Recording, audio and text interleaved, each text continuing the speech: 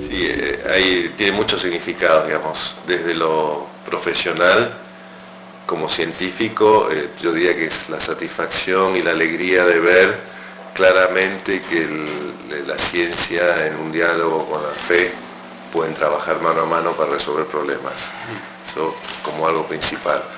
Desde lo personal, la satisfacción que luego de 10 años de haber estado insistiendo sobre estos temas aquí en Argentina, en el seno de la Iglesia, que un papa surgido de esa iglesia lo lleve a nivel mundial el tema y lo ponga fuertemente en el escenario del debate y de un cambio de cultura.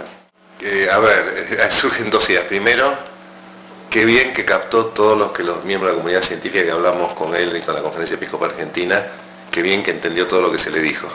O sea, cómo pudo entender la esencia, sin ser especialista en el tema, de lo que le estábamos comentando, y cómo pudo combinarlo con otras cosas, porque después obviamente él trabajó a través de las academias pontificias con un gran número de especialistas. Cómo él logró, con un poder de síntesis impresionante, encontrar el meollo de la cuestión, vincular eso con toda la tradición de fe del Antiguo y Nuevo Testamento y con el magisterio de la Iglesia, y cómo además dio, mejor dicho, el salto para incluir a la humanidad en la ecología, cosa que inclusive para mucha gente del ámbito científico no ocurre. O sea, él logró lo que muchas veces los propios miembros de la comunidad científica no hacen, que es poner al hombre como una parte más del ecosistema. O sea, no como algo que está por encima, sino como algo que está en la naturaleza y que además, por ser un ser pensante, tiene una mayor responsabilidad de cuidarla y de saber utilizarla de manera respetuosa. Empecemos por lo básico, que es la ecología de la ciudad, la ecología del hábitat humano, la ecología del campo productivo, de la pampa húmeda, por ejemplo, para darte un ejemplo concreto. Y aparte, como yo digo, todas las charlas o clases que doy sobre el tema ambiental, ecología es el conocimiento de la casa, economía es la gestión de la casa, por lo tanto no puede haber economía sin ecología, y eso es lo que transmite la encíclica. Yo te diría que la encíclica tiene la virtud de integrar todas las fuentes del conocimiento y del pensamiento en torno al problema del ambiente y de la humanidad. En la naturaleza puede haber especies animales, por ejemplo, que viven en grupos muy chiquitos, o hay especímenes que viven solos, que además se juntan cuando es la época de apareamiento. Pero son parte de una comunidad, o sea, la comunidad de todos los seres vivos que definen ese ecosistema en particular. Y sin esa comunidad, ese individuo, que es el término correcto, no vive. El problema es que hemos convertido los individuos, a cada uno de nosotros, con nuestras propias improntas y características, en individualistas, que como cualquier ismo es un extremo. Entonces, lo que nos enseña el conocimiento y el amor a la naturaleza es que tenemos que recuperar esa capacidad de vida comunitaria. Pero la vida comunitaria que nos plantea Laudato Si no es solamente entre nosotros, es una vida comunitaria que integra dentro de la comunidad la naturaleza, sea el barrio, sea la ciudad, sea el campo donde se producen alimentos, pero también la naturaleza salvaje es parte de nosotros y nosotros somos parte de ella. O lo revertimos por las buenas o los hechos nos van a revertir por las malas.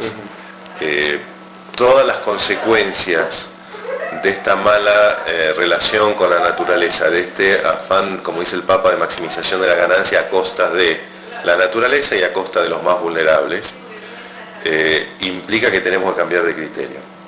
Y eso no quiere decir, como dijo alguien, que el Papa estaba en contra de la tecnología, todo lo contrario.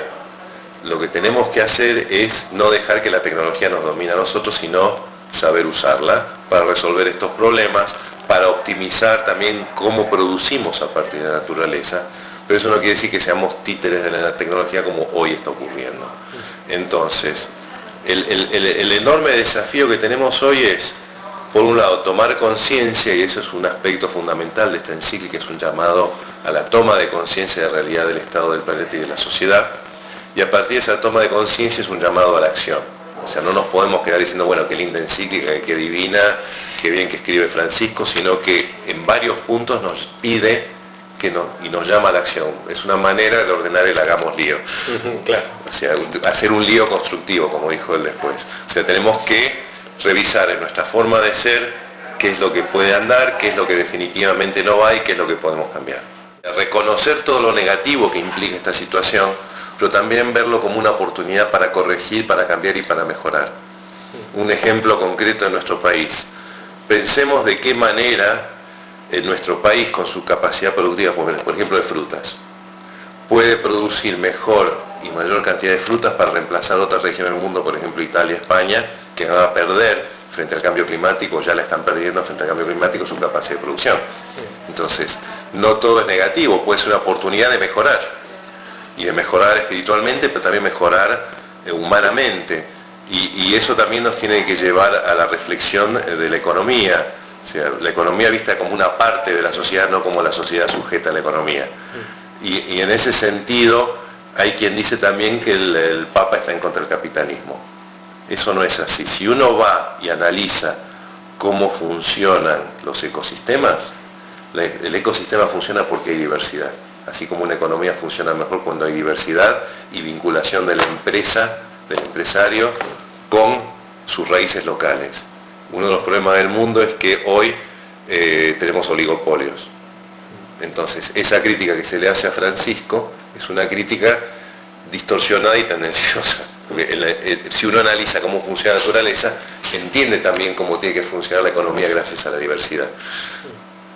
Entonces, hay un montón de cosas que de bocas para afuera se niegan, pero que si la gente se pone a reflexionar y de vuelta aprendemos de la creación, para usar ya el término no solamente biológico, geofísico y demás, sino el término espiritual, uniendo lo espiritual con lo material, podemos mejorar mucho como sociedad. Hoy tenemos lo que en filosofía se llama crematística. Crematística para los antiguos griegos y para Santo Tomás de Aquino es la acumulación de ganancia a cualquier costo. La economía es la gestión de los recursos, el control y el manejo de la casa. Oikos en griego es casa. Entonces, la economía tiene que apuntar al manejo de las cosas para que haya para todos. Cualquier extremo materialista, sea el marxismo o el capitalismo salvaje, son distorsiones de esa gestión. O sea, los materialismos son los que nos han llevado a esta situación. Entonces lo que tenemos que hablar hoy, que está planteado en la encíclica, quizás no en esos términos, pero que lo plantean mis colegas franciscanos que trabajan en estos temas, es una economía de la sobriedad, una economía de la austeridad. Y eso es posible.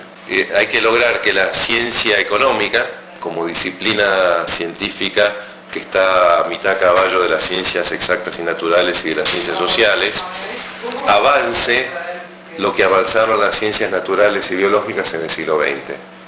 O sea, las ciencias biológicas y naturales avanzaron en conceptos de sistemas complejos, en conceptos que el Papa lo menciona, cosa que muchos científicos todavía no lo han asimilado, que eso también es impresionante, y en la parte social avanzar para que todo lo que ocurre, inclusive lo que serían los costos sociales y ambientales, tengan un espacio en el cómputo de la ganancia y de la pérdida económica. Entonces, hoy se hacen cosas en el mundo que generan pobreza, que trasladan pobreza, sea del capitalismo, sea del materialismo marxista, que se dan porque nadie computa esos costos. Y esos costos, ¿a dónde van a parar? Van a parar a los más vulnerables, sean costos sociales, costos laborales, costos ambientales. ¿Por qué? Porque al tener un modelo de maximización de la ganancia o de materialismo absoluto, esos costos no importan. Entonces, ese costo alguien lo tiene que pagar, porque existe, son reales. ¿Eso en qué se traslada? Es en enfermedad, en pobreza, en los problemas que vemos en megaciudades como Buenos Aires, como Río de Janeiro, San Pablo, Ciudad de México. O sea, es una distorsión y una enfermedad de la economía, porque no hemos sabido construir una economía real asociada con la sociedad y con la naturaleza. Hoy tenemos lo que se llama la cultura del deseo, ¿no? O sea, yo quiero tal cosa y hago lo posible, legal o ilegal, para lograrlo, y me importa muy poco lo que le pase al prójimo. la naturaleza está incluida dentro de ese prójimo, como lo dice Francisco. O sea, la naturaleza también es parte del prójimo, porque la naturaleza hace a la persona, hace a su forma de ser. O sea, como digo siempre, no es lo mismo una persona que vive en la Amazonía que una persona que vive en la provincia de Buenos Aires, porque el entorno natural es parte de su cultura. Cuando un sector o una persona comete excesos que agreden a otra persona, esos excesos no se van a limitar a la persona, van a llevar también a una degradación de la naturaleza. O sea, cuando yo estoy esclavizando a través de la trata de personas, estoy dañando esa comunidad. Probablemente, si yo soy capaz de esclavizar a alguien, me importe muy poco la belleza de lo natural, me importe muy poco la relación con los demás, me importa nada más que mi persona y mi ganancia. Entonces, el proceso filosófico que lleva a que una persona sea capaz de hacer trata de personas es exactamente el mismo que lleva a dañar la naturaleza y a usufructuarla de la peor manera posible. Latinoamérica tiene una responsabilidad muy grande. Latinoamérica es el continente actualmente de mayor biodiversidad vegetal y, por ejemplo, en pájaros. Regiones de Latinoamérica como la Cuenca del Plata es una de las regiones que tiene los mayores reservorios de agua. Argentina y Chile comparten las mayores masas de hielo fuera de los polos. O sea, somos de una diversidad increíble. Lamentablemente, por la situación social imperante, no hay una cabal conciencia social de la importancia que tiene un ambiente sano para una sociedad sana.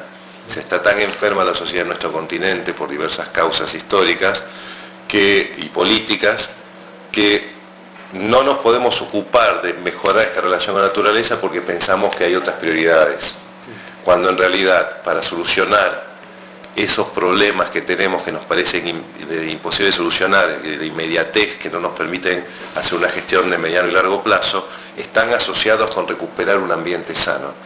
Está demostrado, de hecho, que dado que somos dependientes de los servicios ecosistémicos, tal como dice la encíclica, si uno hace la cascada, digamos, de interacciones de lo que nos brinda la naturaleza a la sociedad humana, hasta el ejercicio y participación social en la democracia y el diálogo ciudadano, es una cadena que no se interrumpe. O sea, necesitamos naturaleza para llegar a la democracia. Entonces, si destruimos la naturaleza, ¿cómo podemos educar a valores a un chico, por ejemplo, que vive en una villa sin acceso a agua potable, sin acceso a la belleza, sin acceso al aire puro, sin acceso a la naturaleza que forma su personalidad? Para él todo es feo. O sea, todo es feo, no hay valores, la vida no vale. Entonces, ¿cómo vamos a lograr que esa personita que nace en una zona destruida pueda amar? Cuando el primero que nos ama a nosotros a través de la naturaleza es Dios. ¿Cómo entiende a Dios si no hay naturaleza para amar? La encíclica habla, por ejemplo, de educación, trabajar en educación para conocer la naturaleza, conocer el ambiente, trabajar en ciencias, pero el ciudadano de la calle, digamos, tiene muchas cosas que hacer. Tenemos dos roles fundamentales. Justamente es ciudadano, o sea que tiene responsabilidades en el ejercicio de la participación democrática, en el voto, en ser partícipe en la gestión de su comunidad, que empieza por el municipio, si queremos, en Argentina, la división más política más chica, donde tiene que participar, no solamente aparecer cuando tiene un problema, sino que tiene que estar continuamente tratando de que todo se gestione correctamente, no solo desde el punto de vista, digamos, de la ética, sino también desde el punto de vista de una discusión concreta de qué desarrollo regional y local queremos. Y el ciudadano también es consumidor, o sea, analicemos la palabra consumidor brevemente. Ser consumidor no es malo por sí mismo. O sea, en ecología están los consumidores, están las especies productoras y están las especies consumidoras. Todos necesitamos transporte, todos necesitamos vivienda, todos necesitamos comida, todos necesitamos ropa, todos necesitamos comunicación. El tema es cómo consumimos. Entonces, el trabajo fundamental de la persona hoy en día es asumir el consumo con responsabilidad. Como dice la encíclica, comprar es un acto moral. O sea, yo compro ¿para qué? ¿Cómo? ¿Para qué fin? O sea, hay un montón de preguntas puntualmente está en el párrafo 185 de la encíclica, de lo que hay que hacer, no solamente ahí está planteado en el empresariado, pero también lo podemos ver para cada acción de cada uno de nosotros, de cómo tomamos decisiones y cómo actuamos en la vida, cómo actuamos como ciudadanos y cómo actuamos como consumidores. O sea, por qué, para qué, dónde, cuándo, cómo, cuáles son los costos y quién paga los costos. Entonces, esas preguntas las tenemos que tomar continuamente. A ver, yo, padre de familia, por ejemplo, y de hecho está pasando lamentablemente, puedo actuar de una manera que vaya en contra de mi propia esposa y de mis propios hijos. Y la madre también, en contra del esposo, del padre y de los hijos, o los hijos en contra de los padres. Hoy estamos en una sociedad donde la familia está fragmentada. La familia es el núcleo. Si el núcleo está fragmentado y no trabajamos como comunidad, ¿cómo podemos enseñar y contribuir a construir la comunidad de familias que es un municipio? Entonces, el tema de la familia, como se planteaba en estos días en Filadelfia, es fundamental porque esa construcción de comunidad y el aprendizaje de esa comunidad también empieza en la familia, donde, como hablábamos acá hace varios años atrás como el señor Carli, la paternidad, maternidad responsable incluye la cuestión ecológica, la relación con la naturaleza, cómo nos manejamos con el consumo de recursos naturales, si tratamos de evitar el dispendio de energía, el dispendio de materia prima, cuando viajamos, cómo nos manejamos no solo con residuos, sino también tratamos de sentarnos a admirar una puesta de sol, o admirar el mar, o admirar la montaña. O sea, es toda una serie de cosas que aparentemente pequeñas, pero que todas unidas son más que el todo, que la suma de las partes individuales, las pequeñas acciones. Y en eso está el rol de nosotros como personas y también el rol de la familia para construir esta nueva